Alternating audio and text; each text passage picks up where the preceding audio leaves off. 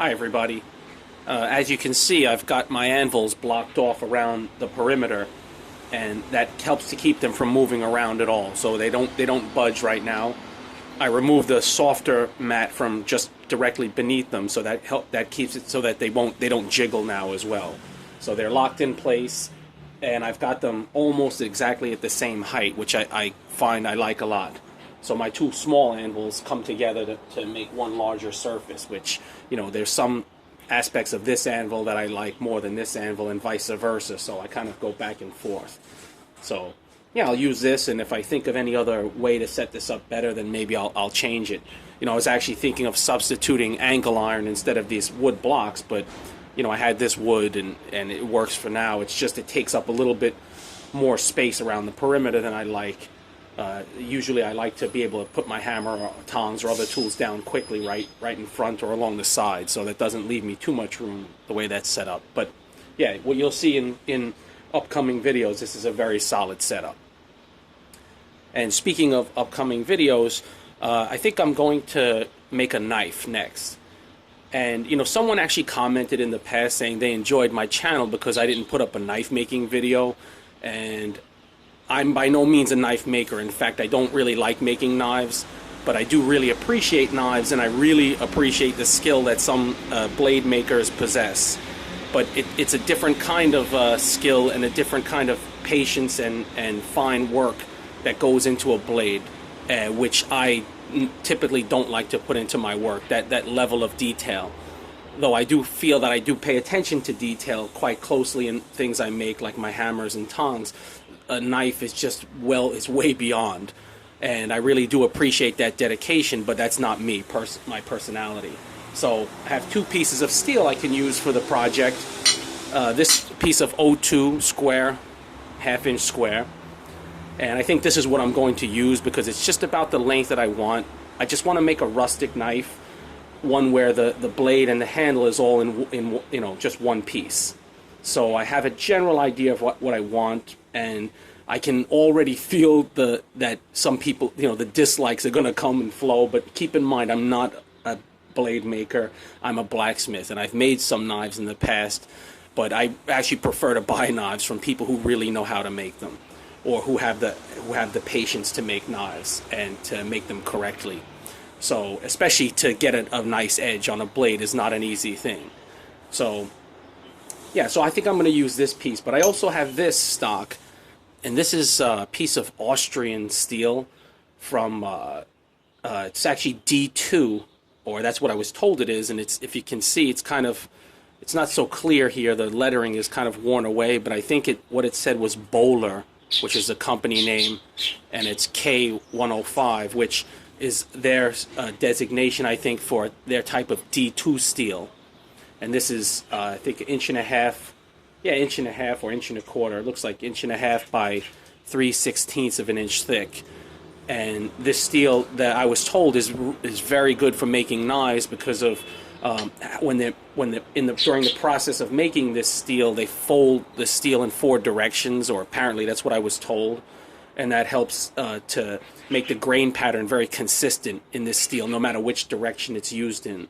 So I think maybe in the future I might use this piece.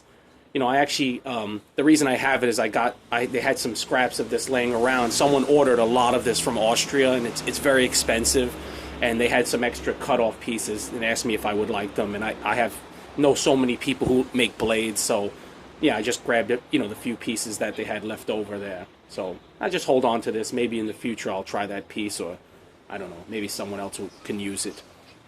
But yeah, I'll go with this piece here. And I think, you know, for this video, like I said, I have a general idea, but I don't have a set concrete plan. So, you know, I'll just, you know, I'll just shoot the video and probably won't talk. So yeah, let me get started on this, and we'll see how it comes out.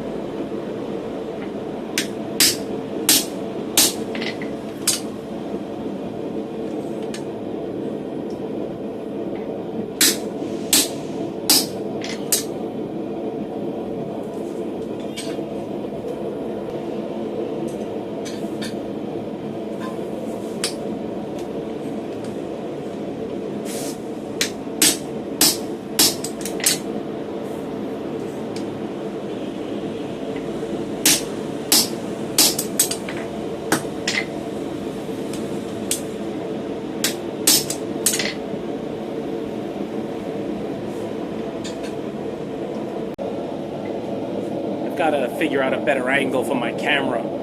It's always, the tripod is always right near my leg, and just it prevents me from being right where I want to be when I'm hammering. So, but for the time being, this will work. But in the future, I've got to change this angle or get the camera out of my way. But you get the idea. So my tongue also kept hitting the tripod, but luckily it didn't shake it. So I'll use a gloved hand right now, so it's shorten up that length and don't maybe hit the camera tripod.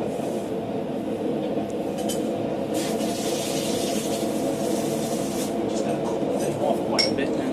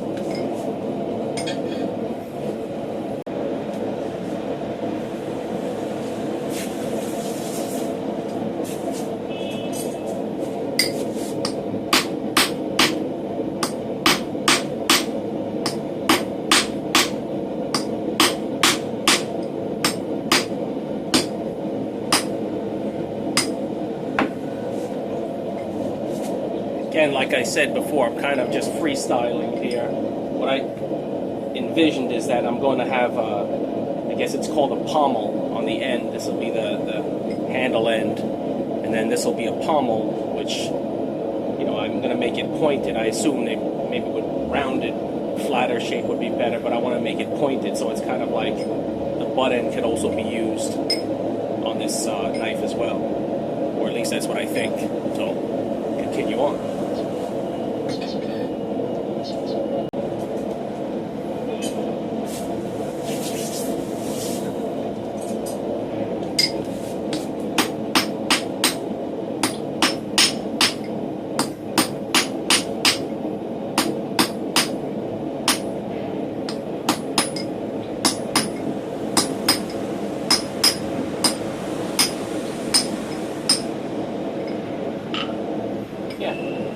That should do for that.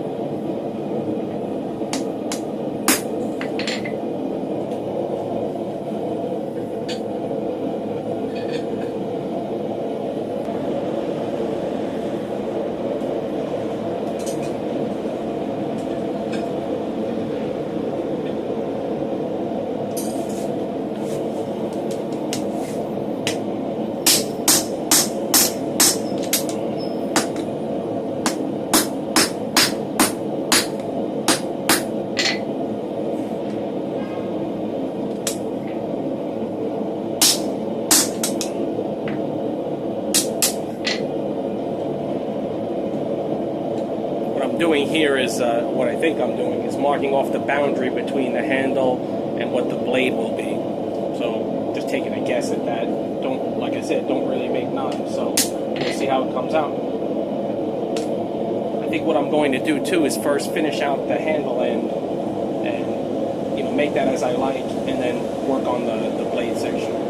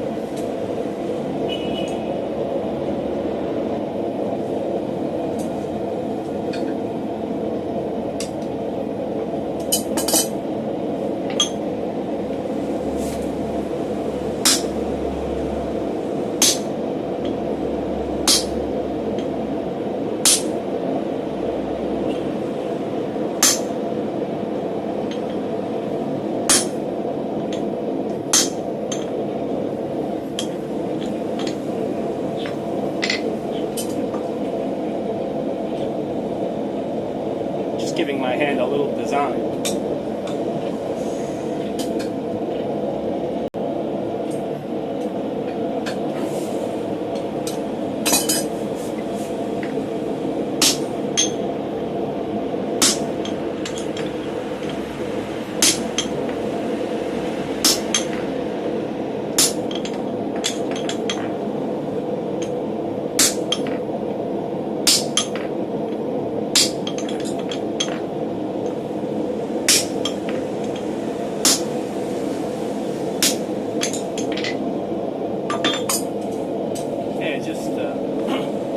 Grooved each side.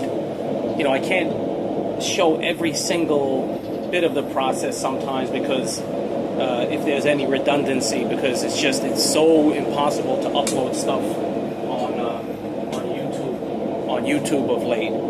The longer the video, the bigger the file. It literally takes a long time. And maybe I'm not doing something right, but you know, I maybe in the future have to shorten the video length and just get to the meat and potatoes and things. So here I'm gonna switch these anvils around.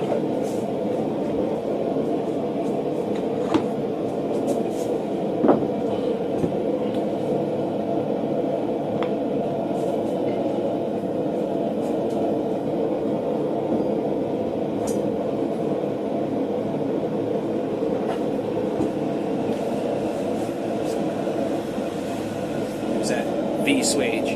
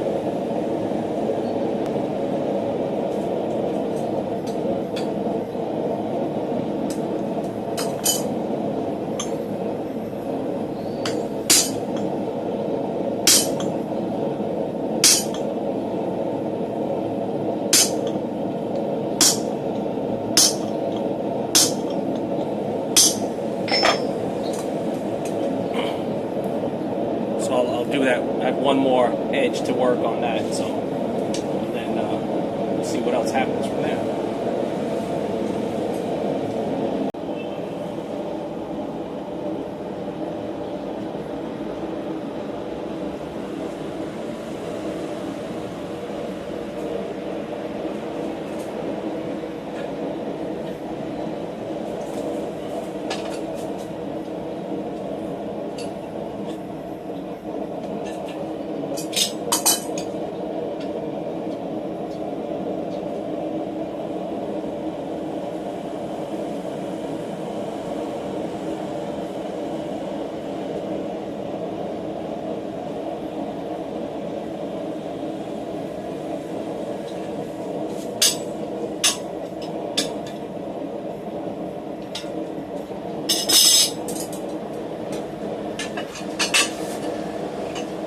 Brush this off and let you guys see.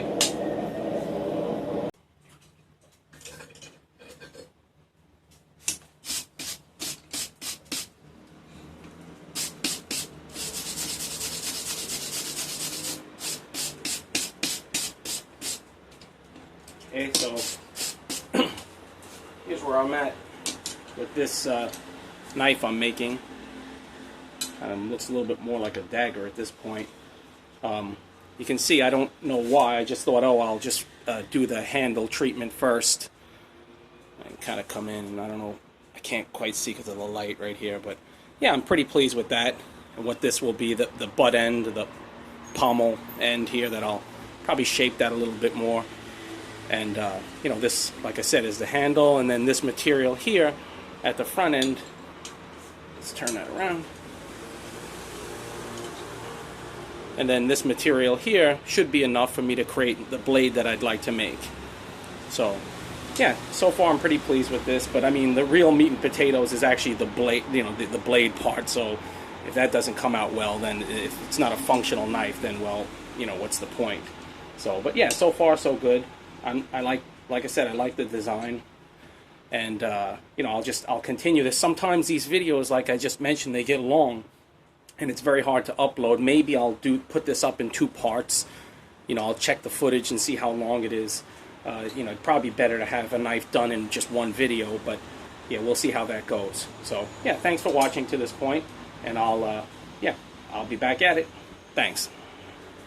After filming for this knife that I'm making and what I've completed so far, the handle end, you know, I noticed that in some of the footage my gloved hand blocked the view. So I just want to quickly explain that if it was not that visible what I was doing. Basically, on the fly, I made this quick tool in order to groove the handle end so I can put that decorative twist on.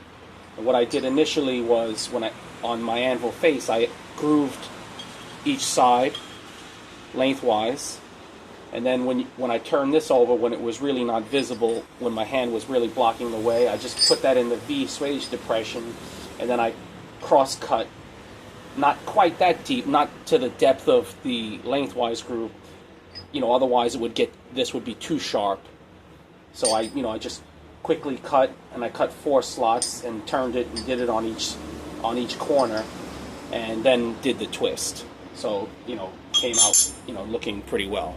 So yeah, that's it. I'm really sorry. Like, the angle, I'm going to improve this camera angle now. After this video, I'm determined to find the proper angle for this camera to make videos a lot more, to make what I'm doing a lot more visible. So yeah, anyhow, that's that.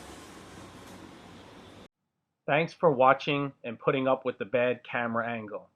Stay tuned for the completion of this knife.